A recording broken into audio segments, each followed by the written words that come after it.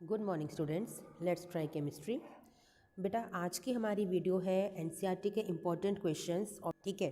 तो जो हमारा फर्स्ट चैप्टर है सॉल्यूशंस, आज हम उसके इम्पोर्टेंट क्वेश्चंस करने जा रहे हैं बेटा कि एनसीईआरटी के ऐसे कौन कौन से क्वेश्चंस हैं जो हर बार एग्जाम में आते हैं, कई बार आए हुए हैं और फिर से आने के चांसेस हैं। ठीक है, तो आपका जो फर्स्ट क्वेश्चन है that is question number 1। Solution को डिफाइन करना है। ठीक है, कितने टाइप्स होते हैं सॉल्यूशंस के वो आपको बताना है और ब्रीफली एक्सप्लेन करना है ईच टाइप को एग्जांपल के साथ।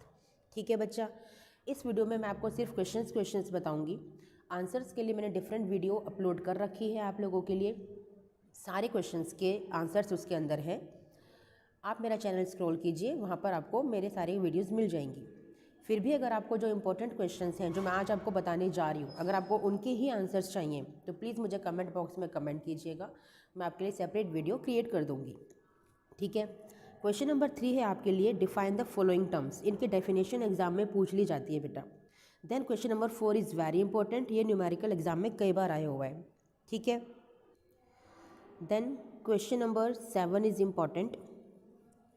Okay, a solution is obtained by mixing 300 gram of 25% solution and 400 gram of 40% solution by mass। आपको मास परसेंटेज कैलकुलेट करना है। इंपॉर्टेंट क्वेश्चन है, इजी भी है।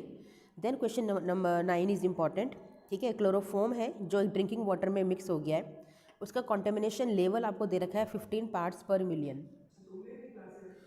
इसके बाद आपको एक्सप्रेस करना है इसको परसेंटेज बाय मास, यानी कि मास परसेंटेज निकालना है और आपको मोलैरिटी भी इसकी निकालनी है। ठीक है, इंपॉर्टेंट है। क्वेश्चन नंबर 10 इज़ इम्पॉर्टेंट कि मोलिकुलर इंटरेक्शन बताना है आपको अल्कोहल और वाटर में और उसका क्या रोल होता है। एक्चुअली यहाँ पे हाइड्रोजन बॉन्डिंग होती है, आपको पता है। ठीक है, जिसकी वजह से यहाँ पे कुछ डेविएशंस में चेंज आते हैं, पॉजिटिव या नेगेटिव। वो सब मैंने आपको अपनी थ्योरी की वीडियोज़ में, सॉल्यूशंस की वीडियोज़ में बताया हुआ है, तो वहाँ जाके आप ज़रूर देखिए। क्वेश्चन नंबर 11 इज़ इम्पॉर्टेंट कि why do gases always tend to be less soluble in liquids as the temperature is raised. यह हेनरीज लॉ को स्टेट करता है। ठीक है, क्वेश्चन नंबर 12 इज़ इम्पॉर्टेंट, आपका हेनरीज लॉ बताना है और इसके important applications. Very very important question बेटा। ठीक है, question number 14 is very important, positive negative deviations आपको एक्सप्लेन करनी है और इनका जो डेल्टा एंथैल्पी ऑफ मिक्सिंग होता है वो कैसे रिलेट करता है पॉजिटिव और नेगेटिव डेविएशंस में, वो आपको एक्सप्लेन करना है। ठीक है, इसके बाद इस चैप्टर से जो क्वेश्चन इंपॉर्टेंट है वो है आपका क्वेश्चन नंबर 40। ठीक है, जो कि एक आई के लिए यानी कि वेंटो फैक्टर को रिलेट करता है। तो इस तरह के क्वेश्चन एग्जाम में देखे जाते हैं। ठीक है, चलिए चलते हैं नेक्स्ट चैप्टर पे। नेक्स्ट चैप्टर है इलेक्ट्रोकेमिस्ट्री। इसका क्वेश्चन नंबर 1 बहुत इंपॉर्टेंट है कि आपको डिस्प्लेस का ऑर्डर बताना है अपने सॉल्यूशन से इन एलिमेंट्स के लिए, जो कि आपका एक टेबल दी होती है आपके एनसीईआरटी के अंदर रिडक्शन पोटेंशियल की, वहाँ से आप बताते हो। Question number 2 is again important, आपको रिड्यूसिंग पावर में अरेंज करना है। जो जितना स्ट्रॉन्ग रिड्यूसिंग एजेंट होता है उतना ही लीस्ट रिड्यूसिंग पावर वो रखता है। ठीक है, क्वेश्चन नंबर 3 इज़ इंपॉर्टेंट, कई बार एग्जाम में आया हुआ है। कौन सा इलेक्ट्रोड नेगेटिवली चार्ज है? एनोड है, जो कि जिंक इलेक्ट्रोड है। ठीक है, करंट के कैरियर्स कौन होते हैं? इलेक्ट्रॉन्स होते हैं। इंडिविजुअल रिएक्शन आपको लिखनी मैंने सिखाई है एनोड की और कैथोड की, तो वो आपको यहाँ पे लिखनी है। क्वेश्चन नंबर 4 इज़ इंपॉर्टेंट, आपको डेल्टा जी नॉट और इक्विलिब्रियम कांस्टेंट कैलकुलेट करना है। फॉर्मूलाज आपको बताए हुए हैं, वहाँ से आप कीजिएगा। Question number 5 is important, Nernst equation और ईएमएफ कैलकुलेट करना है। ठीक है, नर्स्ट इक्वेशन को लिखते हुए आपको ईएमएफ को कैलकुलेट करना है, बहुत इंपॉर्टेंट क्वेश्चन है। इसके बाद क्वेश्चन नंबर 7 इंपॉर्टेंट है, कंडक्टिविटी, मोलर कंडक्टिविटी को डिफाइन करना है और वेरिएशन भी बताना है कॉन्सेंट्रेशन के साथ। Very important question. Then question number 12 की तरह के जो क्वेश्चंस होते हैं बहुत इंपॉर्टेंट होते हैं, कितना चार्ज रिक्वायर्ड है। ठीक है, वो आपको बताना है, जो कि फैराडे की टर्म्स में हम लोग निकालते हैं। ठीक है, रिएक्शन लिखोगे, कितने इलेक्ट्रॉन्स का ट्रांसफ़र हो रहा है उतने ही फैराडे होते हैं। ठीक है, उसको 96500 से हम लोग मल्टीप्लाई कर देते हैं तो पता चल जाता है कितना चार्ज। ठीक है, Q is equal to I T का फॉर्मूला होता है, वहाँ से भी हम कैलकुलेट करते हैं। सारे सॉल्यूशंस मैंने आपको दे रखे हैं बेटा। ठीक है, क्वेश्चन नंबर 13 इज़ इंपॉर्टेंट। ठीक है, question number 14 is important. Okay, then question number 17 is very very very important, आपको फिजिबल रिएक्शन बतानी है। इसके लिए आपको जो ई नॉट सेल की वैल्यू होती है वो निकालनी पड़ती है by using the formula E naught cathode minus E naught anode, और वहाँ से जब ई नॉट सेल की वैल्यू पॉजिटिव आती है तो वो रिएक्शन फिजिबल होती है, अगर नेगेटिव वैल्यू आएगी तो वो फिजिबल नहीं होगी। ठीक है, then question number 18 is very important, आपको प्रोडक्ट बताने हैं इलेक्ट्रोलाइसिस के। ये पूरी वीडियो मैंने बनाई हुई है आपके लिए, बहुत अच्छी वीडियो मैंने बनाई है कि किस किस एलिमेंट के किस किस इलेक्ट्रोड पर होने से, यानी कौन से आयन्स होंगे किस इलेक्ट्रोड पे होंगे, इनर्ट पे होंगे या फिर आपके वर्किंग इलेक्ट्रोड होंगे, किस पे होंगे, सब पूरी वीडियो मैंने बनाई हुई है। सॉल्यूशंस के लिए भी अलग से वीडियो बनाई हुई है, तो please go through all those videos to master this chapter. Okay, now physical chemistry का आपका लास्ट चैप्टर है, दैट इज़ केमिकल काइनेटिक्स। इसका फर्स्ट क्वेश्चन बहुत इंपॉर्टेंट है कि आपको order of the reaction find करना है और डायमेंशन, डायमेंशन का मतलब होता है इनकी यूनिट्स, ठीक है। Then question number 2 is important, कई बार एग्जाम में आया हुआ है, 2 साल पहले भी आया था और फिर से आने के चांसेस है। Question number 3 is important, decomposition of ammonia से रिलेट करता है, जीरो ऑर्डर रिएक्शन होती है डिकम्पोजिशन ऑफ अमोनिया, आपको रेट ऑफ प्रोडक्शन बताना है, ठीक है। Question number 4 is also important. Question number 5 is very important, theoretical question है, how the rate of chemical reaction be affected, वो फैक्टर्स आपको बताने हैं। Question number 6 is again important, बहुत इंपॉर्टेंट है, हर बार एग्जाम में आता है इस तरह का एक question. Question number 7 is very important कि इफेक्ट ऑफ टेम्परेचर आपको बताना है on the rate constant of a reaction, और ये जो टेम्परेचर है कैसे अफेक्ट करता है रेट कांस्टेंट को जब हम क्वांटिटेटिवली रिप्रेजेंट करते हैं। यहाँ पे आप अरहेनियस इक्वेशन को फॉलो करते हो, ठीक है, इंपॉर्टेंट है। इसके बाद केमिकल काइनेटिक्स में इस तरह के क्वेश्चन बहुत देखे जाते हैं, 2 क्वेश्चन एटलीस्ट आते हैं, ठीक है। सूडो फर्स्ट ऑर्डर रिएक्शन का आपको पूरा टेबल दे रखा होता है, आपको एवरेज रेट ऑफ रिएक्शन निकालना होता है, ठीक है। ऐसे क्वेश्चन नंबर 9 बहुत इंपॉर्टेंट है। एक्चुअली जो आपको ये जितने भी न्यूमेरिकल्स हैं ना केमिकल काइनेटिक्स के, बहुत ईजी होते हैं, इसलिए ये मैक्सिमम इंपॉर्टेंट होते हैं। क्यों? क्योंकि मैक्सिमम बोर्ड एग्जाम में यही क्वेश्चंस दिए जाते हैं। सीबीएसई आपके दुश्मन नहीं है कि आपको फेल करना है, वो आपको ऐसे क्वेश्चंस देती है कि आप इजीली अटेम्प्ट कर पाओ। अब आप पढ़ के ही नहीं जाओगे तो सीबीएसई क्या करे इसके अंदर, ठीक है ना, पढ़ के जाओगे तो सारे क्वेश्चन आप अटेम्प्ट कर पाओगे। सिमिलरली क्वेश्चन नंबर 10 बहुत इंपॉर्टेंट है आपका, क्वेश्चन नंबर 11 बहुत इंपॉर्टेंट है आपका, ठीक है। क्वेश्चन नंबर 12 भी बहुत इंपॉर्टेंट है आपका। ऐसे ही क्वेश्चंस एग्जाम में आपको एटलीस्ट 1 या 2 तो मिलेंगे ही मिलेंगे। फिर क्वेश्चन नंबर 13 बहुत इंपॉर्टेंट है, हाफ लाइफ कैलकुलेट करनी है फर्स्ट ऑर्डर के लिए, 0.693/K इसका फॉर्मूला होता है। इसके बाद क्वेश्चन नंबर 14 तो इतनी बार एग्जाम में आया हुआ है कि बस पूछो मत, ये क्वेश्चन तो बहुत ही इंपॉर्टेंट होता है। देन क्वेश्चन नंबर 18, इसको तो बिल्कुल मत छोड़ना बेटा, ये क्वेश्चन तो 100% एग्जाम में आएगा ही आएगा, बहुत फेवरेट क्वेश्चन है सीबीएसई का, ठीक है। Then question number 19 is very important.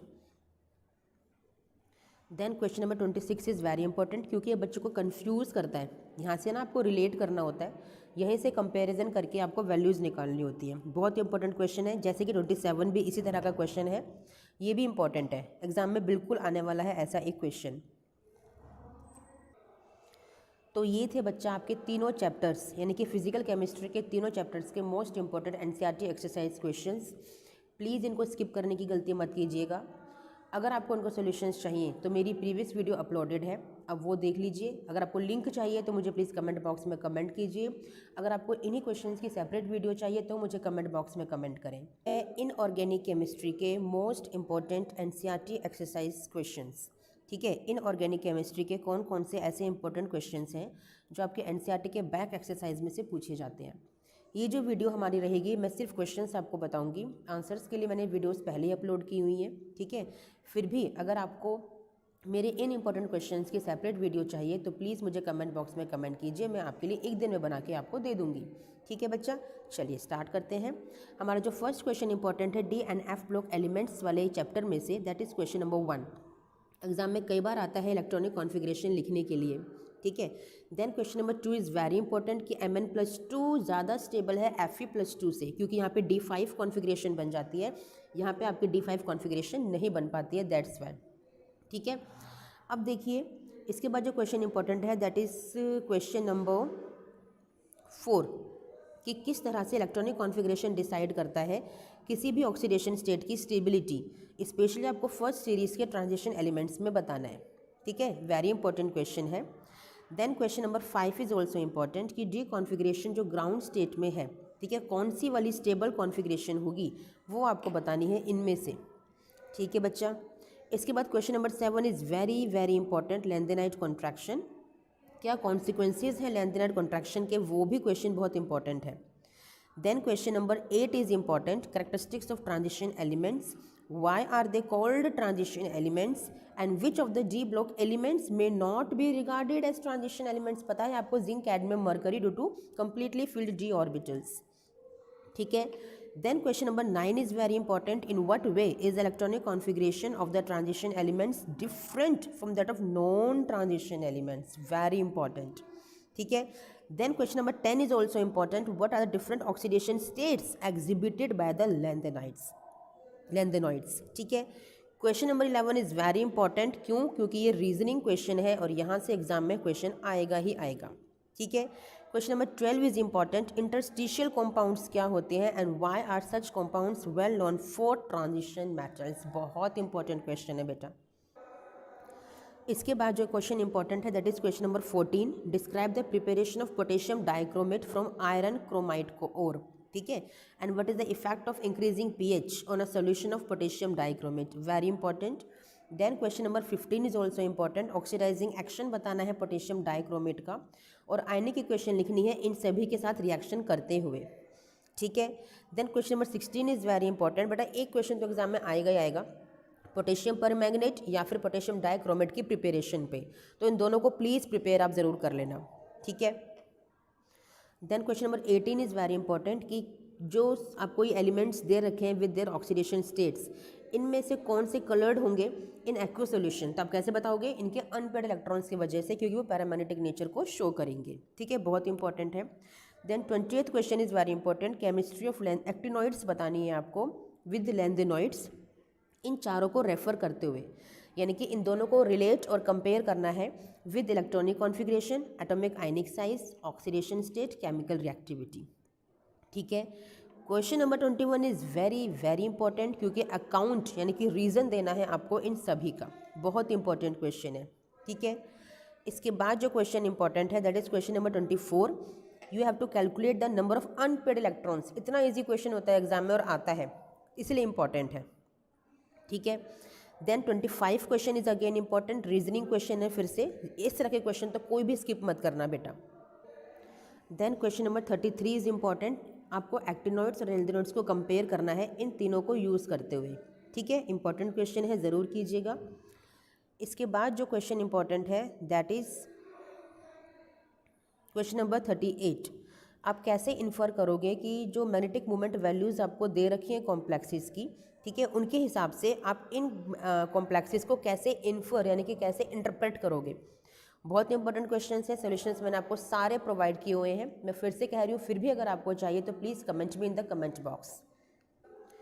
Now हमारा नेक्स्ट चैप्टर है दैट इज़ कोऑर्डिनेशन कंपाउंड्स. बहुत इंपॉर्टेंट चैप्टर है. इनऑर्गेनिक केमिस्ट्री में बस 2 ही चैप्टर हैं आपके. तो यहाँ से जो इंपॉर्टेंट क्वेश्चन है दैट इज़ क्वेश्चन नंबर 3. आपको इन सबके 2 एग्जाम्पल्स देने हैं. बहुत इंपॉर्टेंट क्वेश्चन है, डेफिनेशंस भी कर लेना इनकी. ठीक है. Then question number 4 is important कि what is meant by unidentate, didentate and ambidentate ligands और इनके एग्जांपल्स भी. ठीक है. 5th क्वेश्चन भी ज़रूर करिएगा. ऑक्सीडेशन नंबर्स बताने हैं आपको मेटल्स के, बहुत इंपॉर्टेंट है. 6th क्वेश्चन को स्किप करने की गलती मत कीजिएगा. एक क्वेश्चन आता है एग्जाम में इस वाले IUPAC से, इस चैप्टर के IUPAC से. ऐसे ही क्वेश्चन नंबर 7 को भी स्किप मत कीजिएगा. ऐसी कॉम्प्लेक्सेस आपको दे देंगे और IUPAC नेम आपको लिखना होगा. ठीक है. Then question number 9 is important. Geometrical isomers बनेंगे कितने? तो कितने वाला क्वेश्चन तो खैर नहीं आता है, कौन कौन से बनेंगे वो क्वेश्चन एग्जाम में आ जाता है. ठीक है.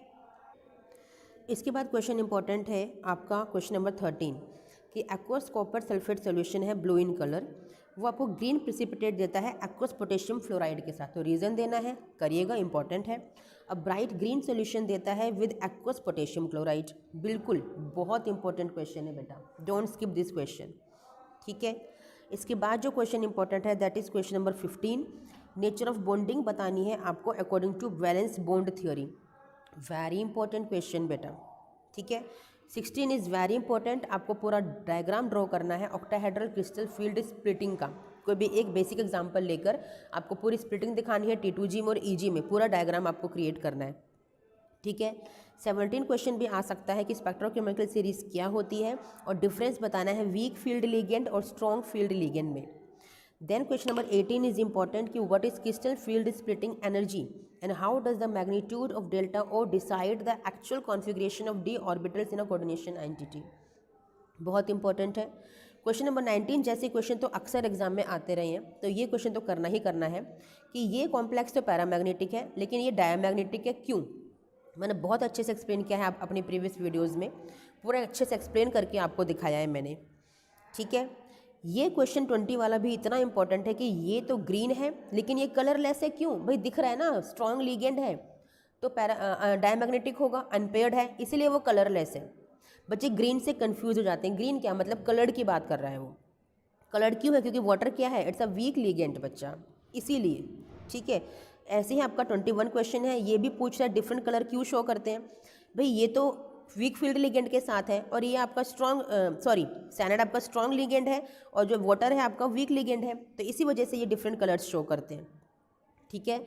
22 is very important, nature of bonding बताना है मेटल कार्बोनिल में। बेटा ये सारे क्वेश्चन जो मैंने बताए हैं ना इतने इंपॉर्टेंट हैं क्योंकि इतनी बार एग्जाम में आए हुए हैं, कौन सा आपको मिल जाए नहीं पता, तो आपको छोड़ना ही नहीं है। मैं PYQ भी आपको यहीं सॉल्व करवा रही हूँ, एक तरह से सारे क्वेश्चन आपको यहीं बता रही हूँ बच्चा। Then question number 26 is important, what is meant by chelate effect, और एग्जाम्पल आपको देना है, ठीक है। इसके बाद 27 क्वेश्चन ज़रूर कीजिएगा। एक क्वेश्चन आपका एनवायरमेंटल केमिस्ट्री से आ जाता है। एनवायरमेंटल केमिस्ट्री का मतलब इसी चैप्टर में जो एनवायरमेंट को रिलेट किया गया है टॉपिक से, ठीक है। कोऑर्डिनेशन एंटिटी जो होती हैं, कोऑर्डिनेशन कंपाउंड जो होते हैं वो बायोलॉजिकल सिस्टम में क्या रोल अदा करते हैं। मेडिसिनल केमिस्ट्री में, एनालिटिकल केमिस्ट्री में या एक्सट्रैक्शन मेटलर्जी में कोई भी एक आपसे पूछ लिया जाएगा, तो प्लीज़ ये क्वेश्चन ज़रूर कीजिएगा। Then question number 29 is very important कि किसकी हाईएस्ट मैग्नेटिक मोमेंट वैल्यू है। आपको फॉर्मूला बताया है mu is equal to square root of n+2। n क्या होता है? नंबर ऑफ अनपेयर्ड इलेक्ट्रॉन्स होते हैं, तो वहाँ से नंबर ऑफ अनपेयर्ड इलेक्ट्रॉन्स को फाइंड करो। कैसे करोगे?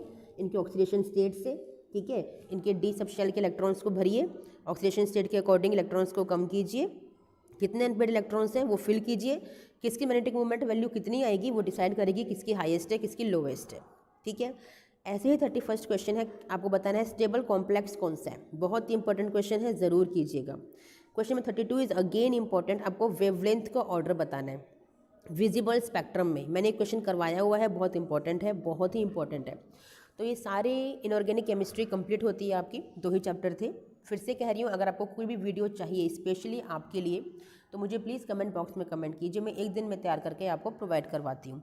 आपके most important NCERT exercise questions, कि कौन कौन से ऐसे NCERT एक्सरसाइज क्वेश्चंस हैं जो अभी तक एग्ज़ाम में मैक्सिमम पूछे गए हैं और फिर से पूछे जा सकते हैं बेटा, ठीक है। तो वो क्वेश्चंस मैं आप लोगों के लिए यहाँ पर लेकर आई हूँ, जिसमें कि आपका फर्स्ट क्वेश्चन है, ये फर्स्ट चैप्टर है हमारा हेलो एल्केन हेलो अरीन का, उसमें से आपका ये फोर्थ जो चैप्टर है आपका ये, उसमें से ये फोर्थ क्वेश्चन नंबर आपका इंपॉर्टेंट है कि which one has the highest dipole moment, ठीक है। ये डायपोल मोमेंट किसका हाईएस्ट है। इस वीडियो में बेटा मैं आपको सिर्फ क्वेश्चंस बताऊंगी कौन से इंपॉर्टेंट है, ठीक है। जिनकी मुझे लगेगा सॉल्यूशंस आपको जानना जरूरी है वो मैं बता दूंगी। क्योंकि मैं ऐसा क्यों कर रही हूँ, क्योंकि मैंने आपके लिए सेपरेट वीडियो बनाई हुई है पूरी ऑर्गेनिक केमिस्ट्री के कंप्लीट सॉल्यूशंस की, जहाँ पे मैंने डिटेल्ड एक्सप्लेनेशंस आपको दिए हैं, बहुत अच्छे से समझाया है। तो वहाँ पे आप गो थ्रू कर सकते हैं, उन इंपॉर्टेंट क्वेश्चंस के सॉल्यूशंस वहाँ पे जाके आप देख सकते हैं, ठीक है। तो फर्स्ट क्वेश्चन है आपका हाईएस्ट डायपोल मोमेंट का, ठीक है। इसके बाद जो इंपॉर्टेंट क्वेश्चन है वो है आपका question number 5। It is important क्योंकि इस क्वेश्चन में आपको एक हाइड्रोकार्बन दिया हुआ है C5H10 का, ठीक है, जो रिएक्ट नहीं करता है क्लोरीन के साथ डार्क में, लेकिन एक सिंगल मोनोक्लोरो कंपाउंड देता है जो कि है C5H9Cl, ठीक है, ब्राइट सनलाइट की प्रेजेंस में। तो आपको हाइड्रोकार्बन फाइंड करना है, ठीक है। ये क्वेश्चन मैंने आपको कराया हुआ है बहुत अच्छे से, ठीक है। इसका आंसर साइक्लोपेंटेन होता है, ओके।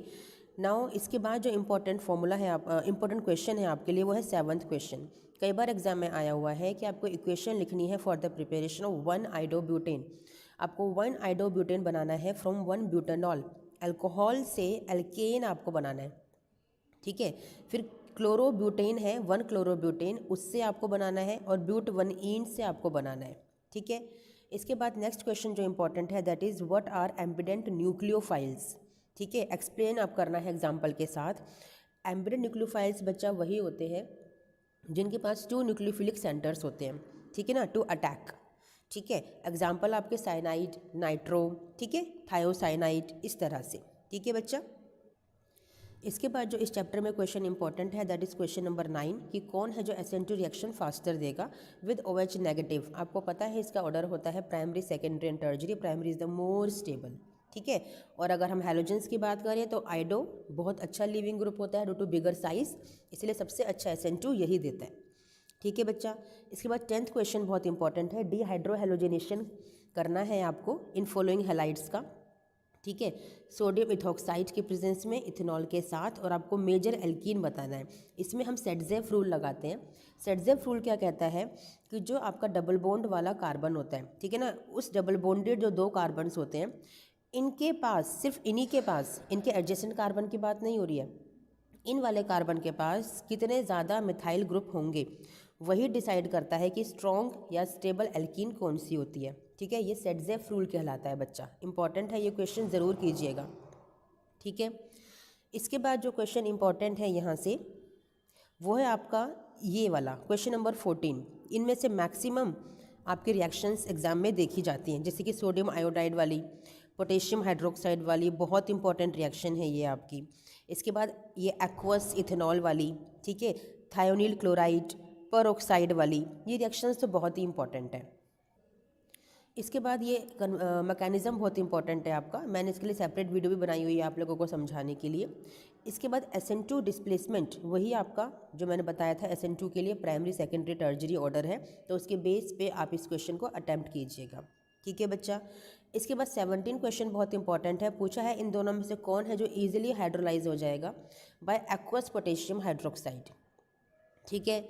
इसके बाद 18th क्वेश्चन बहुत इंपॉर्टेंट है, पैरा डाइक्लोरोबेंजीन का हायर मेल्टिंग पॉइंट होता है ऑर्थो और मेटा से, ऐसा क्यों? आपको पता है सिमेट्री की वजह से और इंटरमोलिकुलर हाइड्रोजन बॉन्डिंग की वजह से, ठीक है। इसके बाद 20 क्वेश्चन बहुत इंपॉर्टेंट है कि एक्वस KOH तो बनाता है अल्कोहल, लेकिन अल्कोहलिक KOH बनाता है आपका एल्कीन, ऐसा क्यों? क्योंकि अल्कोहलिक KOH जो होता है ये बेटर न्यूक्लियोफाइल होता है, दैट्स वाई एलिमिनेशन रिएक्शन करता है, इसीलिए, ठीक है। इसके बाद 21 क्वेश्चन को स्किप करने की गलती मत करिएगा, मैंने आपको कई बार बताया है अपनी प्रीवियस वीडियोस में कि इस तरह के क्वेश्चंस एग्जाम में एक ना एक तो आपको मिलेगा ही, ठीक है। इसके बाद 22 क्वेश्चन बहुत इंपॉर्टेंट है, व्हाट हैपन्स व्हेन, इनकी रिएक्शंस आपको लिख के दिखानी है और क्या प्रोडक्ट आपका बनेगा वो आपको बताना है, ठीक है। यू हैव टू आंसर कि क्या आपका प्रोडक्ट बनेगा, समझ में आया बच्चा। चलिए चलते हैं नेक्स्ट चैप्टर की तरफ। ये है आपका chapter alcohols, phenols and ethers. मैं बेटा आपको पूरी ऑर्गेनिक केमिस्ट्री के इन टेक्स्ट और एग्जांपल्स जो इन बिटवीन चैप्टर होते हैं उनकी सेपरेट वीडियो बना के आपको दे चुकी हूँ, जिसमें आपको बताया है मैंने कि कौन कौन से इंपॉर्टेंट क्वेश्चंस हैं, ठीक है। अब मैंने ये वीडियो क्रिएट की है पूरी कंप्लीट ऑर्गेनिक केमिस्ट्री के लिए, कंबाइंड आपके इंपॉर्टेंट NCERT के बैक एक्सरसाइज क्वेश्चंस, ठीक है बच्चा। चलिए इसमें जो इंपॉर्टेंट क्वेश्चन है आपका वो है आपका क्वेश्चन नंबर 4 कि प्रोपेनॉल का हाई बॉइलिंग पॉइंट क्यों होता है किसी भी हाइड्रोकार्बन से? बच्चा हाइड्रोजन बॉन्डिंग की वजह से, अल्कोहलिक ग्रुप है, बहुत अच्छी हाइड्रोजन बॉन्डिंग करता है वाटर के साथ, that's why it has high boiling point, ठीक है। इसके बाद जो आपका इंपॉर्टेंट टॉपिक है या क्वेश्चन है दैट इज़ 5th कि अल्कोहल्स कंपैरेटिवली सोल्यूबल होते हैं इन वाटर में, वही रीज़न है हाइड्रोजन बॉन्डिंग की वजह से, जबकि हाइड्रोकार्बन नहीं हो पाते क्योंकि यहाँ पे इलेक्ट्रोफोबिक यानी कि electron donors methyl group present होते हैं, अल्काइल ग्रुप्स प्रेजेंट होते हैं, दैट्स वाई, ठीक है। Question number 6 is very important कि हाइड्रोबोरेशन ऑक्सीडेशन रिएक्शन क्या होती है, मैंने कई बार अपनी वीडियोज़ में आपको बताया है, वेरी इंपॉर्टेंट रिएक्शन है ये आप लोगों के लिए, ठीक है। इसके बाद question number 8 is very important कि ऑर्थो पैरा को सेपरेट करने के लिए आपको स्टीम डिस्टिलेशन की ज़रूरत पड़ती है, जबकि फिर आपसे ये पूछा है कि इन दोनों में से कौन है जो ईजिली स्टीम वोलेटाइल हो जाता है, तो वो है आपका ऑर्थो वाला, क्योंकि उसका लेस बॉइलिंग पॉइंट होता है। क्यों लेस बॉइलिंग पॉइंट होता है? क्योंकि वहाँ पे इंट्रामोलिकुलर हाइड्रोजन बॉन्डिंग होती है, दैट्स वाई। पैरा में इंटरमोलिकुलर हाइड्रोजन बॉन्डिंग होती है, सिमेट्री होती है, that's why it's a large molecule, जिसकी वजह से इसका बॉइलिंग पॉइंट हाई हो जाता है। वो स्टीम वोलेटाइल मीन्स हल्का सा स्टीम देने से जो वोलेटाइल हो जाए तो वो नहीं हो पाता, ठीक है। 9th question is again important, preparation करनी है फिनॉल की क्यूमीन के साथ। क्यूमीन क्या होता है आपका? आइसोप्रोपाइल बेंजीन, ठीक है। इसके बाद जो इंपॉर्टेंट क्वेश्चन है आपका दैट इज क्वेश्चन नंबर 11 कि mechanism of hydration of ethene, ethene का हाइड्रेशन करना है इथेनॉल को बनाने के लिए, मैंने बताया है पूरा मैकेनिज्म आपको अपनी प्रीवियस वीडियोस में, ठीक है बच्चा। नेक्स्ट क्वेश्चन है आपका question number 13, how will you synthesize. ये तीनों के तीनों कर लेना बहुत इंपॉर्टेंट है, कई बार एग्जाम में ये पाए गए हैं और फिर से इनके पाए जाने की संभावना है। ठीक है, क्वेश्चन नंबर 14 है आपका एसिडिक नेचर ऑफ फिनोल की 2 रिएक्शंस आपको देनी है। ठीक है, और कंपेयर करनी है एसिडिटी फिनोल की इथेनॉल के साथ। ठीक है, क्योंकि यहाँ पे फिनोक्साइड आयन बनेगा, कहाँ पे, आपका फिनॉल में। इथेनॉल में क्या बनेगा, इथोक्साइड आयन बनेगा। फिनोक्साइड आयन में रेजोनेंस होगा, that's why that will be more acidic, है ना। इथेनॉल आपका रेजोनेंस क्रिएट नहीं करेगा, that's why that will be least acidic. ठीक है, फिर है आपका क्वेश्चन नंबर 15 इंपॉर्टेंट है, why is orthonitrophenol more acidic than orthomethoxyphenol phenol. Nitro क्या करता है बच्चा, इलेक्ट्रॉन विड्रॉइंग ग्रुप है, इलेक्ट्रॉन्स को खींच लेता है, और जब खींच लेगा तो इलेक्ट्रॉन की डेंसिटी को डिक्रीज करेगा। अब डिक्रीज करेगा तो इलेक्ट्रॉन की कमी हो गई, तो बस इसी रीजन से वो ज़्यादा एसिडिक होता है। जबकि मिथॉक्सी क्या है, इलेक्ट्रॉन डोनेटिंग ग्रुप है, मिथाइल ग्रुप है ना, वहाँ पे इलेक्ट्रॉन डोनेटिंग ग्रुप है। ठीक है बच्चा, समझ में आया। चलिए, इसके बाद जो क्वेश्चन इंपॉर्टेंट है दैट इज क्वेश्चन नंबर 17 की इक्वेशंस लिखनी है आपको इन रिएक्शंस के लिए। Oxidation of propan 1 ol with alkaline KMnO4, obviously आपका कार्बोक्सिलिक एसिड बनेगा। Bromine in carbon disulphide with phenol, आपका ब्रोमिनेशन हो जाएगा। डाइल्यूट HNO3 विद फिनॉल, आपका नाइट्रेशन हो जाएगा फिनॉल का। और treating phenol with chloroform in the presence of aqueous NaOH, करके देखिएगा, आपको आता है। Question number 18 is very important, बार बार बोल रही हूँ, इन रिएक्शंस को स्किप मत करना।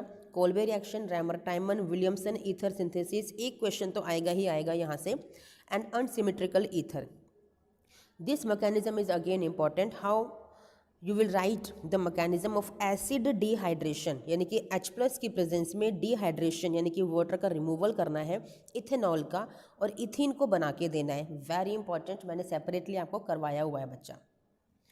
फिर भी अगर आपको इन इंपॉर्टेंट क्वेश्चंस के सॉल्यूशंस चाहिए, सिर्फ इंपॉर्टेंट क्वेश्चन जो मैं आपको बता रही हूँ, तो प्लीज़ मुझे कमेंट बॉक्स में कमेंट करें, मैं आप लोगों के लिए एक सेपरेट वीडियो बना दूंगी कंप्लीट ऑर्गेनिक केमिस्ट्री की। ठीक है, how are the following conversions carried out, question number 20 is important.